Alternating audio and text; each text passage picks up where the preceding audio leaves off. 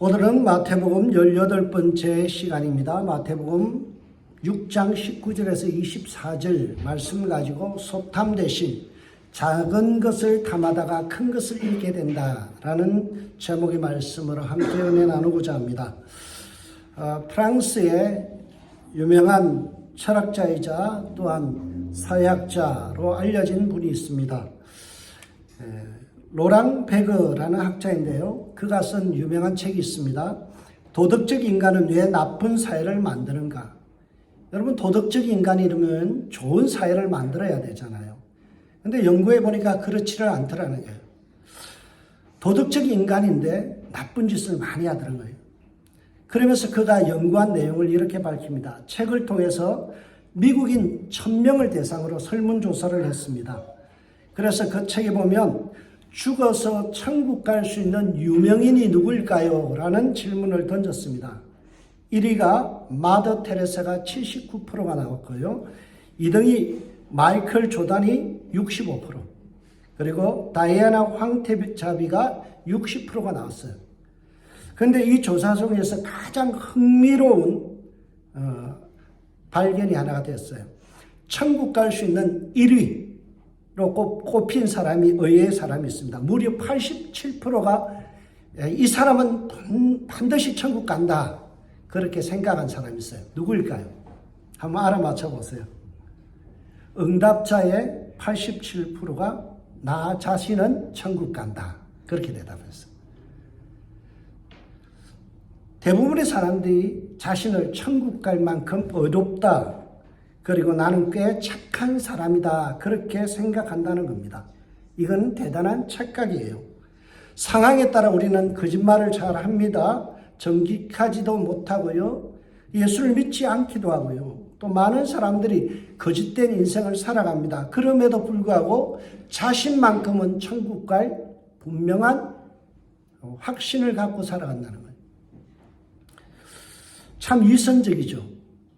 도덕적 위선자들이 많기 때문에 나쁜 사회가 된다는 거예요. 자신에 대해서 정직하지 못하고 자기를 후한 점수를 주기 때문에 다 도덕군자인 줄 자기는 착각한다는 거예요. 실상 밝혀보면 많은 사람들이 위선자라는 거죠.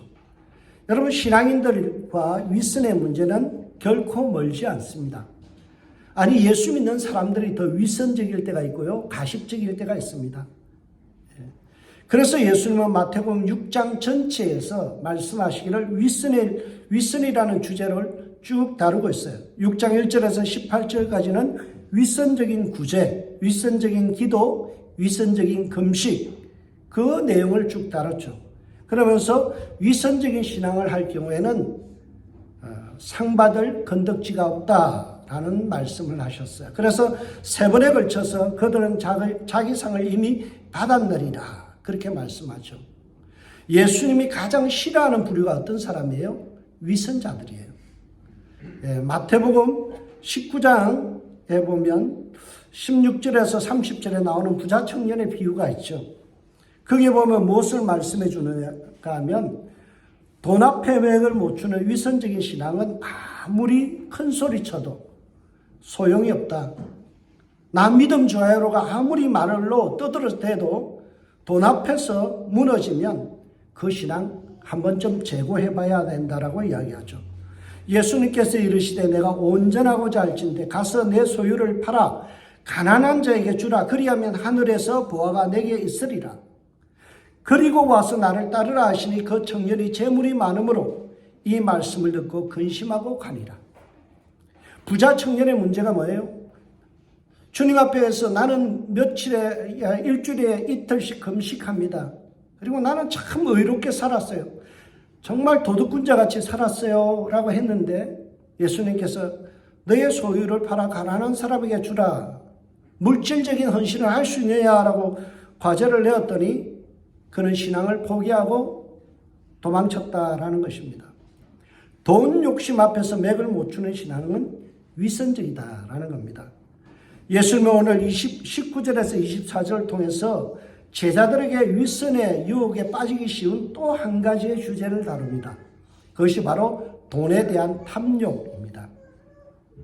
많은 사람들이요, 난 돈 신경 안 써요.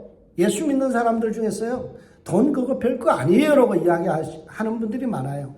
그러면서도 정작 내 호주머니에 50불, 100불이 나가는 데 대해서 굉장히 인색해지더라는 거죠. 오늘 19절에서 24절은요, 한 가지의 주제를 다룹니다. 돈에 대한 탐욕에 대한 이야기입니다. 19절에서 24절을 보면 자세히 살펴보면 세 가지의 전혀 다른 이야기를 하는 것 같아요. 19절에서 21절까지는 보물에 대한 이야기를 합니다. 돈과 연관이 되죠. 그런데 22절과 23절은요, 눈에 대한 이야기를 하고 있어요. 전혀 돈과 상관없어 보입니다. 그리고 24절은 또 다르게 두 주인을 섬기지 못한다는 종에 대한 이야기를 나옵니다. 사실 누가복음과 오늘 본문을 비교해 보면 전혀 달라요. 누가복음은 12장 3절에서 34절에 또 11장 34절과 35절 그리고 26장 13절에 이 세 가지의 주제가 따로따로 존재해요. 근데 마태는 누가복음에 따로따로 존재하는 이 비유를 가져와서 19절에서 24절에 함께 모아서 돈에 대한 탐욕이라는 주제로 우리에게 설명해 주고 있어요. 돈이라는 주제를 가지고 오늘 세 가지의 비주를 누가복음에 있는 세 가지 다 다른 장소에 있는 말씀을 가져와서 그것을 오늘 본문에 돈에 대한 이야기를 하고 있어요. 마태오 19절과 20절에는 각각 보물이라는 단어가 나오죠. 두 번의 보물, 트레저라는 단어가 나옵니다.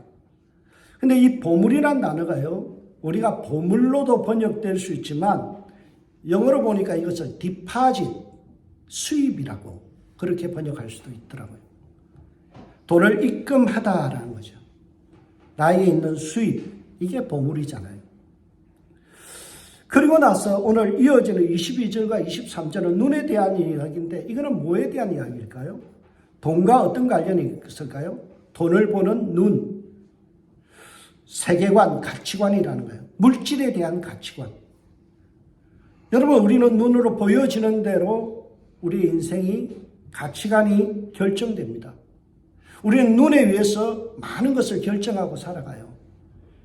우리의 눈이 돈만 밝히면 어때요? 탐욕의 눈이 되는 거예요. 근데 우리 눈이 뭔가 가난한 사람을 보고 또 어려운 사람을 보는 눈이 있으면요, 돈을 헐어서 구제할 수 있는 거죠. 여러분, 만약에 우리가 탐욕의 눈으로 세상을 보고 이웃을 바라보고 교회를 바라본다면요, 우리는 늘 돈 나올 구멍만 쫓아다니는 그런 사람이 되고 만다라는 사실이에요. 그래서 우리는 늘 잘못하면 돈의 종이 되어 욕심쟁이로 살아갈 수 있다라는 겁니다. 그게 24절의 말씀입니다. 오늘 세 가지의 이야기는요, 돈을 직접적으로 언급하는 보물이란 내용이 19절과 21절에 있고요. 돈에 대한 가치관을 결정하는 눈이라는 주제가 그 다음에 이어서 나오고 마지막으로 그러면 당신은 탐욕에 미친 돈의 노예가 될 것인가, 돈의 종이 될 것인가, 아니면 탐욕을 뿌리치고 하나님의 종으로 물질의 청지기로 살아갈 것인가, 이에 대한 삶에 대한 질문을 던지는 것이 오늘 본문의 핵심입니다. 여러분, 돈은 사람의 속내를 여지없이 보여줍니다. 21절에 보면 내 보물이 있는 곳에 그곳에 내 마음이 있다라고 이야기하죠. 여러분, 우리는 돈과 떨어져서 살 수 없는데 특별히 돈에 대해서 우리는 예민하죠. 돈 때문에 우리는 울기도 하고 웃기도 합니다. 돈은 매우 중요합니다. 그래서 성경은 돈에 대해서 굉장히 많이 다루고 있어요. 그리스도인들이 빠지기 쉬운 한 부분이 뭔가 하면 돈에 대한 위선이에요. 여러분, 목사님 저도 돈 좋아합니다. 그죠? 여러분, 돈 싫어하는 사람 없어요. 목사가 돈 싫어한다, 그건 위선적이에요. 거짓말이에요. 괜히 거룩한 척 하면서요, 목사들이 돈하고 관련 없다, 돈에 생각이 없다, 그거는 굉장한 거짓말이죠. 성경은 그래서 이 위선의 문제를 해결하라는 거예요. 여러분, 제가 성경을 쭉 찾아보고 여러 가지 자료를 보니까요, 이런 통계가 있어요. 믿음에 관련된 성경 구절이 215번이 나와요. 그러면 우리 믿음으로 살아야 되잖아요. 강조를 몇 번 하느냐? 215번 해요. 근데 구원에 대한 구절이 몇 번 나오는가 하면 218번 나와요. 우리 구원받아야 되잖아요. 그래서 구원에 대해서 218번 언급하는데 돈에 대한 이야기가 몇 번 나오느냐?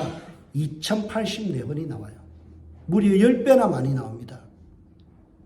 그만큼 성경은요, 현실에 대해서 굉장히 직시할 것을 이야기하고 돈 앞에 정직할 것을 이야기하고요. 세상 살아가는 것이 만만하지 않지만 그 돈을 내가 벌은 수입에 대해서 잘 쓸 필요가 있다는 거예요. 구원보다도 믿음보다도 우리에게 더 많이 언급하는 것이 돈이라는 사실이에요. 여러분, 예수님께서 비유로 말씀하신 것이 총 38가지입니다. 그 중에 돈과 관련된 비유가 16가지예요. 많은 분량을 차지하죠. 우리가 잘 아는 문화의 비유, 달란트의 비유, 부자 청년의 비유, 다 돈과 관련된 거예요. 여러분, 돈은 나의 인격을 객관적으로 드러내주는 하나의 바로메터가 되어집니다. 옛날 사람들 그러죠. 그 사람 테스트해 보려면 우리 5천만의 레크레이션 고스톱을 쳐보면 안다. 돈 잃고 기분 좋은 사람 없다라는 거예요. 여러분, 자기 호주머니에서 나오면 사람이 얼굴색이 변해요. 정직하게 드러낸다는 거예요. 돈 때문에 사람의 인격이 드러난다는 거예요. 돈은 우리의 신앙의 깊이와 인격을 정직하게 드러내주는 척도입니다. 여러분, 누군가가 내가 호주머니를 열어서 누구에게 돈을 준다든지 또는 누구에게 뭔가 밥을 사준다는 것은 그 사람을 사랑한다는 거예요. 만약에 내가 사랑하지 않는 사람에게는 내 호주머니에 있는 단돈 10불을 주는 것도 아까워요. 그러나 내가 누군가를 사랑한다면 재물을 흘려서 돈을 주게 되는 거죠. 프랑스의 철학자, 법학자, 신학자, 사회학자, 환경운동가로서 60권의 책을 쓴 사람이 있고요. 논문을 1000편을 쓴 사람이 있어요. 자크 엘룰이라는 사람, 유명합니다. 그 사람이 이런 명언을 남겼습니다. 돈은 피할 수 없는 현실이다. 돈은 피할 수 없는 현실이다. 돈은 나와 상관없다. 아니에요. 목사도 돈하고 상관이 있습니다. 교회도 돈하고 상관이 있어요. 돈이 있어야 어때요? 선교를 하는 거죠. 친교를 하는 거죠. 그래서 돈은 현실이다라는 거예요. 돈 때문에 울고 웃습니다. 그래서 돈은 우리의 인격과 신앙의 깊이를 가늠하는 잣대가 되죠. 그래서 자크 엘룰이라는 학자가 이런 말을 합니다. 누구든지 자신의 삶이나 신앙을 설명하기 위해서는 돈 앞에 정직히 서야 된다. 돈 앞에 정직히 서야 된다. 참 옳은 지적이에요. 돈은 사람의 됨됨이를 평가할 수 있는 결정적인 기준이 됩니다. 그래서 웨슬레가, 우리 믿음의 조상 웨슬레가 이런 말을 했어요. 돈지갑이 회개하기 전에는 진정한 회개가 아니다. 돈지갑이 회개하기 전에는 진정한 회개가 아니다. 입으로 그냥 회개했습니다. 입으로 떼우는 것, 그거 믿을 수 없다는 거예요. 제자는 돈을 사용함에 있어서 아름답게, 제자답게 쓰는 법을 배워야 합니다. 내게 많은 인컴이 들어온다고 흥청망청 쓸 수 있는 게 아니에요.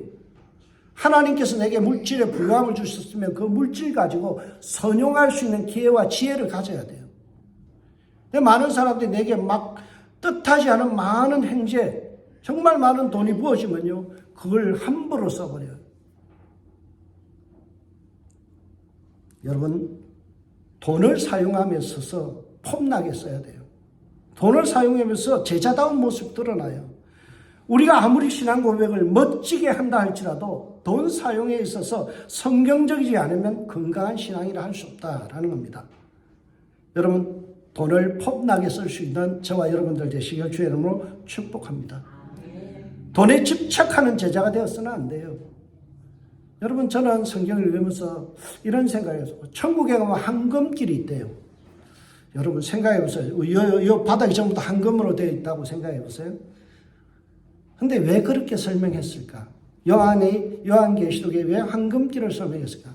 물질은 우리가 밟고 살아야 될 것이 이고지고 살 것이 아니라는 거예요.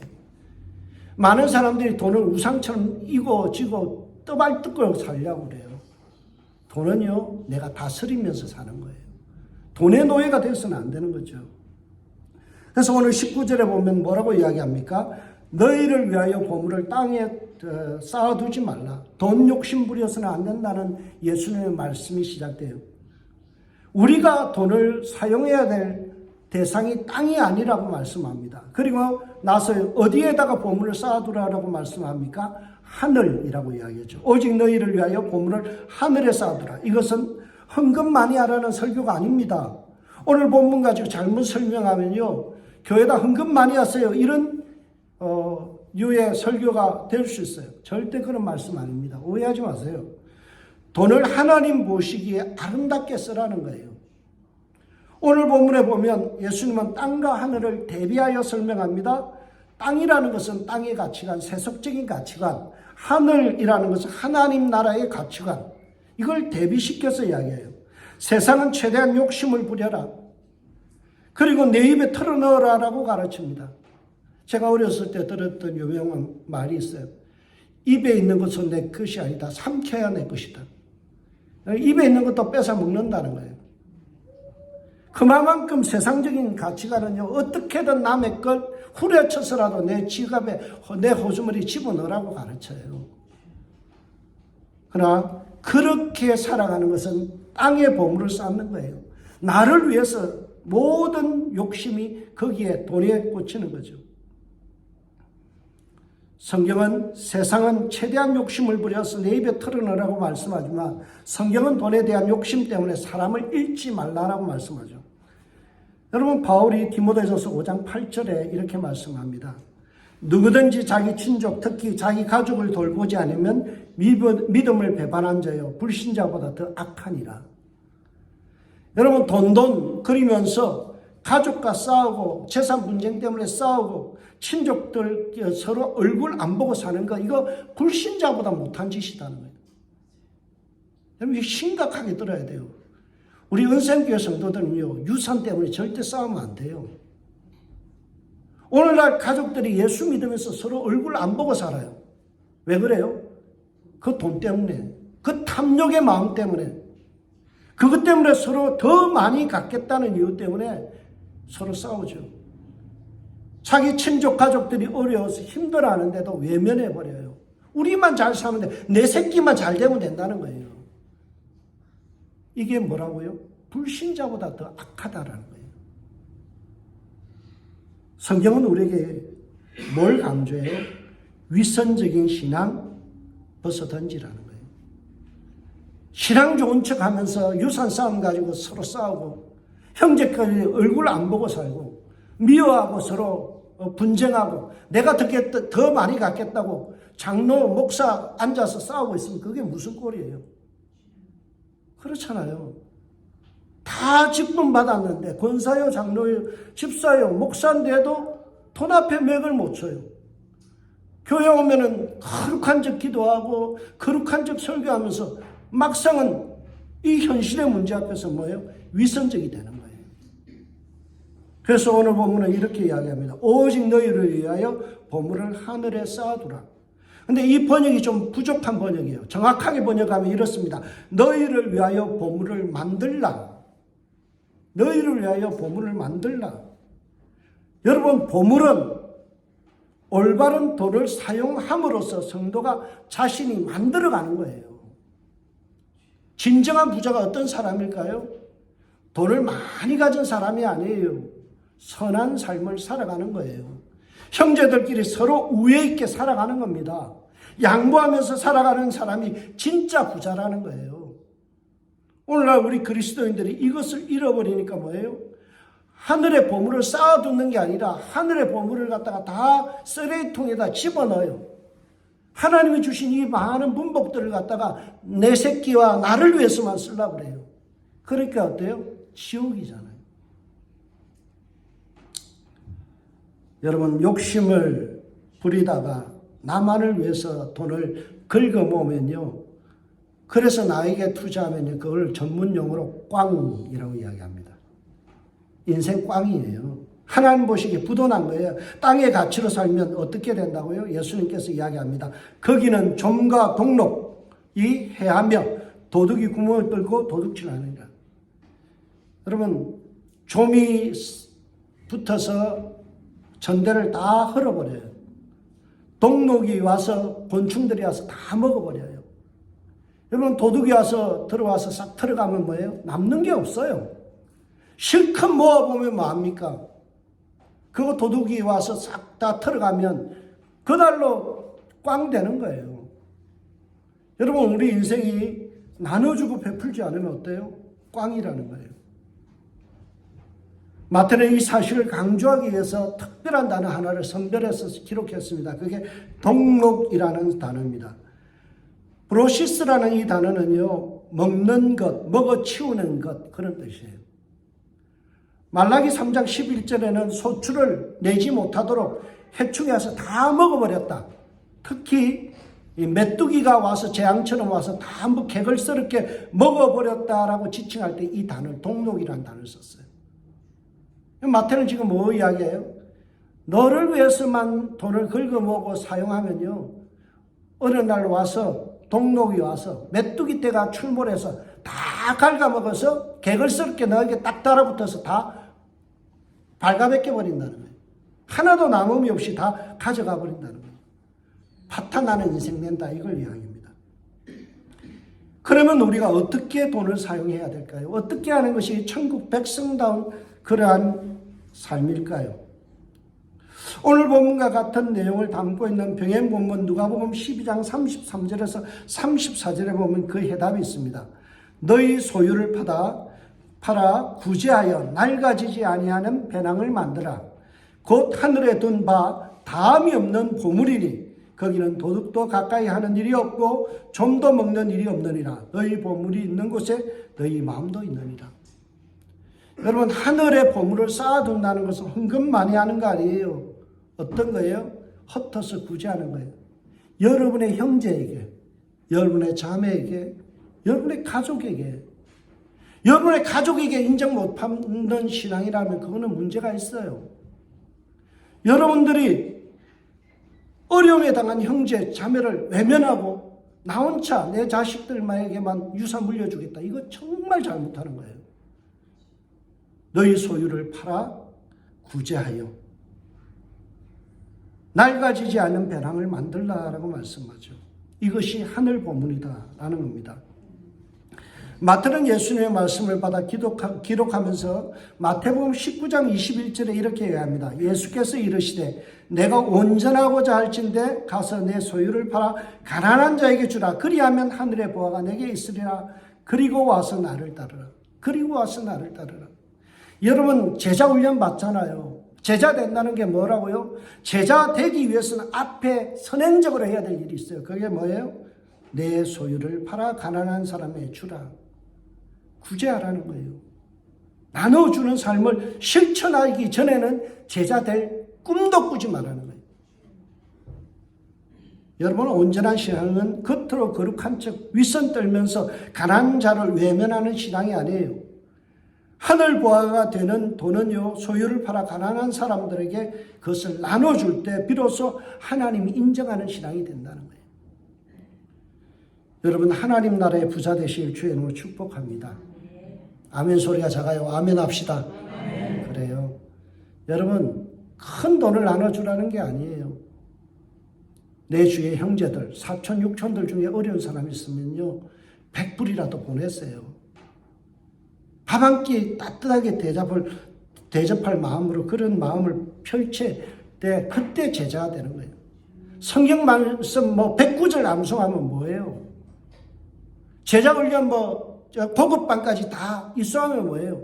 실질적으로 살면서 내가 기빙, 내 은사를 나눠주고 내 재물을 나눠주고 구제하는 삶이 없다면 제자 될 생각하지 마라. 그게 예수님 말씀이에요. 오늘날 제자 훈련이 겉도는 이유가 여기 있습니다. 많은 사람들이 제자 훈련은 받아요. 받은 게 뭐예요? 받아서 삶이 변화되었나요? 성경 공부하고 나서 삶이 변화되었나요? 그럼 제대로 받은 거예요.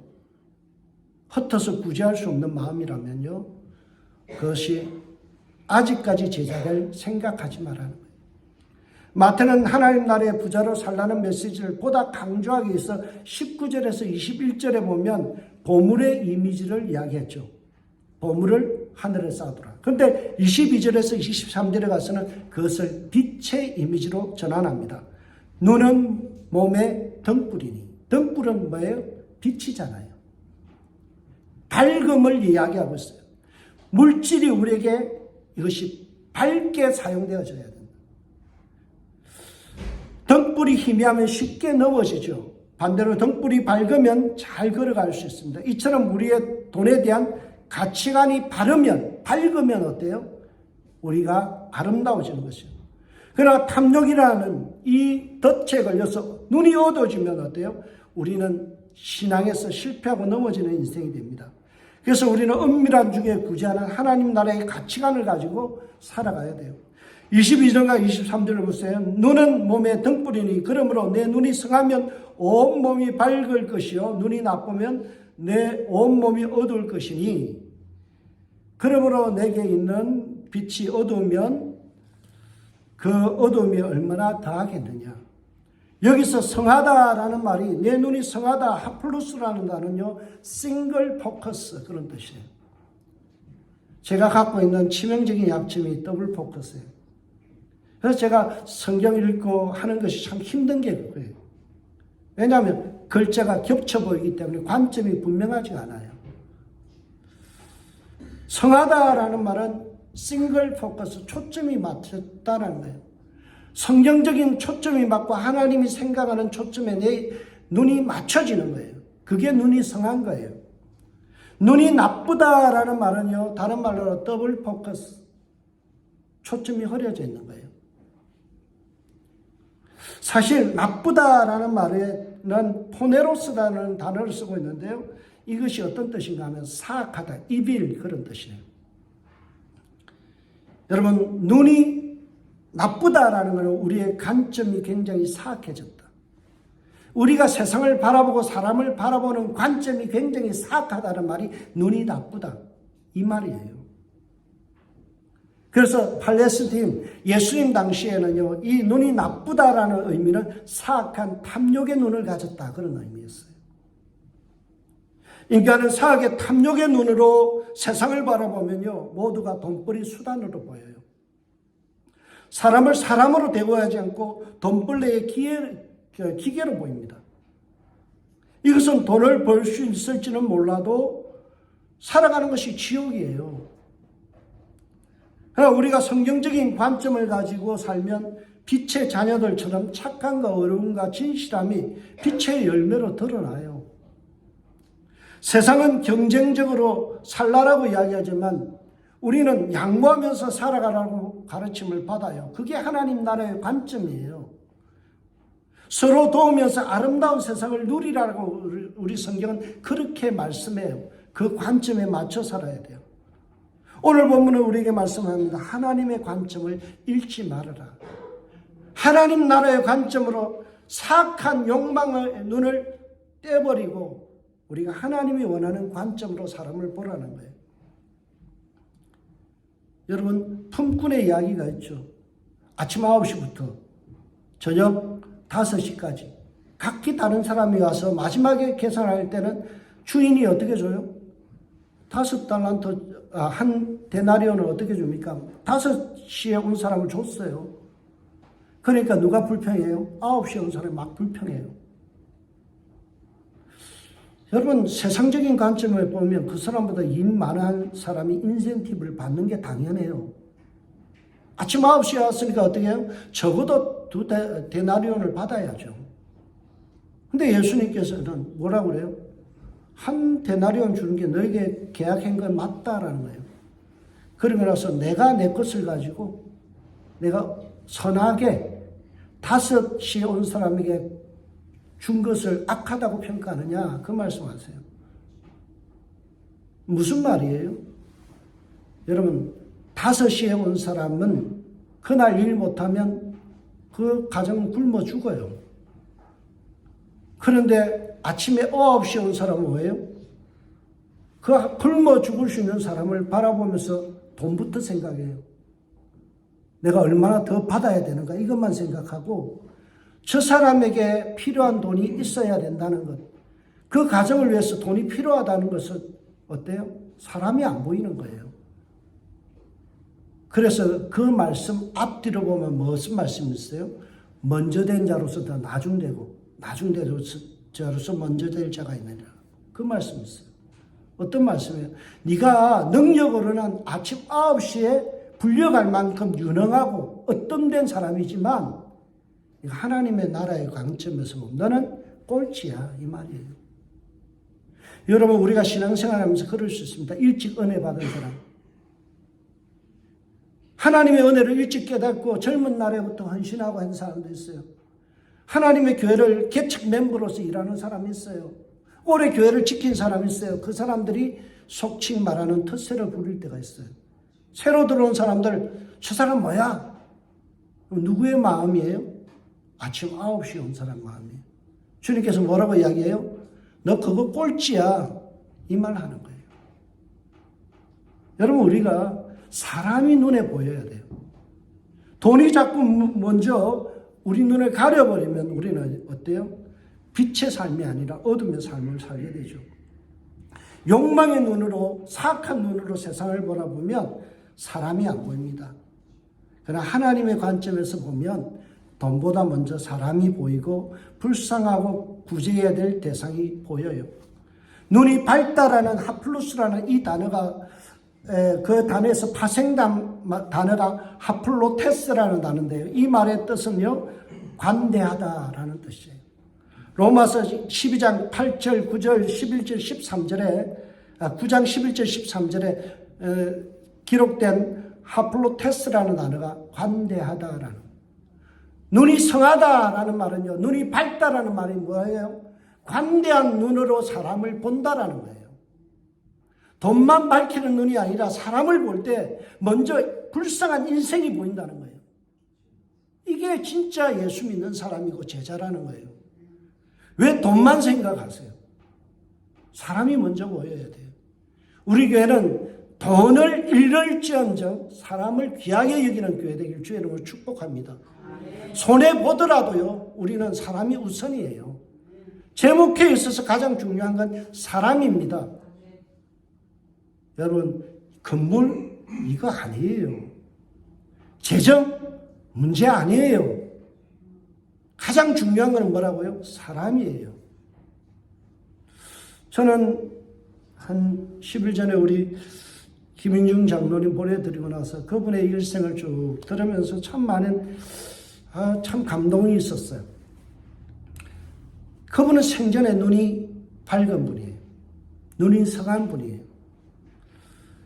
천국 환송 예배를 드리기 전에 제가 들었던 이야기를 소개합니다. 돌아가시기 얼마 전에 집에 덱을, 이렇게 뒤에 야드에 있는 덱을 수리하는 일이 있었어요. 한참 여름에 더울 때 일반적으로요, 그냥 인부들 오면 알아서 밥 먹게 하든지 아니면 햄버거 정도 사주면 돼요. 근데 우리 장로님은요, 그 일하는 몇 명에게 100불을 줘요.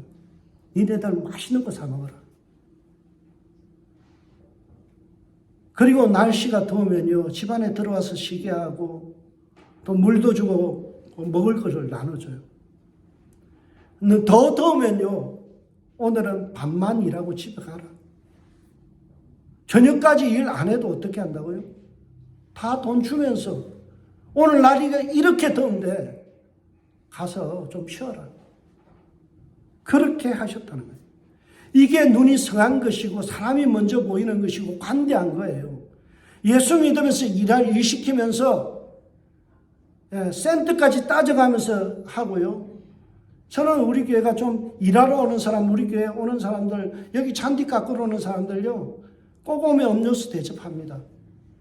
그리고요, 우리가 한 달에 3번 깎게 되는데 이 사람이 돈 벌기 위해서 4번씩 와서 막 깎아요. 아무 소리 안 합니다. 왜요? 그들도 먹고 살려고 하는데 교회까지 인색하면 어떡하냐. 여러분, 재정을 생각하면요, 아낄 수 있는 돈이에요. 온 거 돌려보내도 돼요. 그러나 우리 교회는 그렇지 않아요. 그들이 먼저 보일 수 있는 그런 교회가 돼요. 여러분, 성도는 하나님의 관점을 따라 사는 사람입니다. 세상 관점인 돈이 상전이 아니라 사람을 귀하게 여기는, 그리고 세상의 논리를 거부하고 성경적인 삶을 살아가는 용기를 가진 사람이에요. 근데 많은 분들이 용기를 포기합니다. 세상의 방법대로 살라고 그래요. 여러분, 심리학에서 솔로몬 애쉬라는 그런 용어가 있습니다. 이것은 폴란드계 학자 솔로몬 애쉬라는 학자에 의해서 비롯된 말입니다. 솔로몬 애쉬라는 사람이 이걸 놓고 실험을 했어요. 여러분 보실 때 X라는 막대기가 있죠. X라는 막대기와 가장 같은 것이 ABC 중에 뭐예요? 예? 뭐예요? B예요? A예요. 다 놀라시죠? 제가 이렇게 선동하면요, 8, 90% 이상이 그렇구나, A로 따라가더라는 거예요. 똑같은 객관적으로 B라는 것이 정답임에도 불구하고 옆에 많은 사람들이 대다수 90%의 사람이 A가 X와 같아 그러면요, 아무 소리 안 하고 있다가 그런가 봐, 그렇게 따라간다는 거죠. 이게 솔로몬 애쉬의 학설입니다. 우리말에 그런 말이 있죠. 남 따라 장간다. 여러분, 우리 신앙이 남 따라 장가서는 안 돼요. 세상 따라가서는 안 되고 성경이 말하는 진리대로 살아가고요, 하나님 말씀하시는 그 기준을 따라 살아가는 거예요. 세상 사람은 어떠든지 나 주님의 군사되어, 이게 우리가 살아가야 될 내용이죠. 세상 사람들이 말하는 대로 돈동거리면서 어떻게든 세상에서 뭐라고 이야기해요? 뭐니 해도 머니가 최고다. 제가 참 싫어하는 말이에요. 뭐니 해도 머니가 최고가 아니라 사람이 최고예요.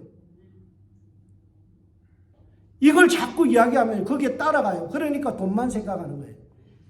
돈 잃으면 어때요? 관계도 틀어지는 거예요. 돈보다 중요한 게 사람이다. 돈보다 중요한 게 하나님의 말씀이다. 형제와 자매가 굶어 죽고 있는데 나 혼자 배 두드리면서 사는 거, 그거는 불신자보다 못한 짓이다. 이걸 우리가 받아들여야 돼요. 제자는 탐욕과 상반된 길을 걸어가야 합니다. 하나님이 기뻐하시는 구제하는 데 돈을 쓰며 살아가는 사람이 되어야 됩니다. 그것도 남이 알아주지 않든 상관없이 은밀한 가운데 구제하는 것을 기뻐하시는 주님이 원하시는 대로 사는 거예요. 그래서 오른손이 하는 것을 왼손이 모르게 하라, 주님께서 6장에서 말씀하셨죠.